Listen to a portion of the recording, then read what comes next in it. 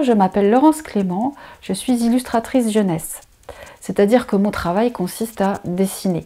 Je dessine pour la presse jeunesse, mais aussi pour l'édition. Je fais des albums, des bandes dessinées pour les enfants. Comme vous, je suis confinée depuis un mois et je me suis dit que pour s'occuper, j'allais vous proposer une petite activité dessinée. Qu'on habite en ville ou à la campagne, on se pose tous la question de notre rapport à la nature en ce moment. Et je suis quasiment sûre qu'elle nous manque à tous. Je vous propose de faire un dessin d'observation d'un arbre, d'une fleur, d'une plante qu'on va trouver lors de notre promenade quotidienne ou bien en regardant par la fenêtre sur le balcon de notre voisin par exemple ou même dans notre appartement.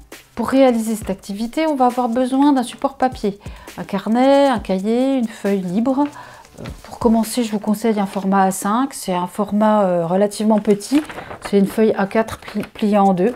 Pour les outils, vous pouvez utiliser un crayon de papier, un stylo bille, des feutres, des crayons de couleur, des gouaches, des aquarelles, pourquoi pas des craies grasses. J'ai choisi mon sujet dans mon jardin, c'est un compagnon rouge, alors c'est un groupe de fleurs. Moi j'ai choisi d'en représenter juste une petite partie que j'ai posée au milieu de ma feuille, voilà, donc j'ai cadré, j'ai fait un choix et j'ai posé des traits assez rapides au crayon de papier. C'est ce qu'on appelle le cadrage. Je vais faire quelque chose d'assez succinct. Donc là, j'ai essayé de représenter ce que je voyais et non pas ce que je peux connaître de la plante. En tout cas, j'essaie d'être le plus proche possible de la réalité, de ce que je vois, de ce que j'observe. Bien, alors dans un deuxième temps, donc après avoir placé de façon assez schématique les formes, des fleurs, des feuilles, des tiges, j'ai placé les éléments, la couleur.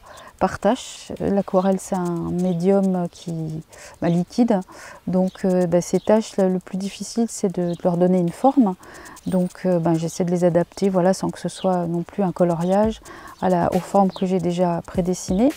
On a observé la nature, on essaie d'en faire un rendu. Il y a aussi le plaisir tout simple de poser des couleurs, de poser des traits, c'est un plaisir aussi qu'il ne faut pas minimiser. Vous pourrez retrouver une nouvelle activité sur le site et le Facebook de la Maison de l'Environnement à partir du mardi 28 avril. D'ici là, si vous le souhaitez, vous pouvez réaliser le défi suivant.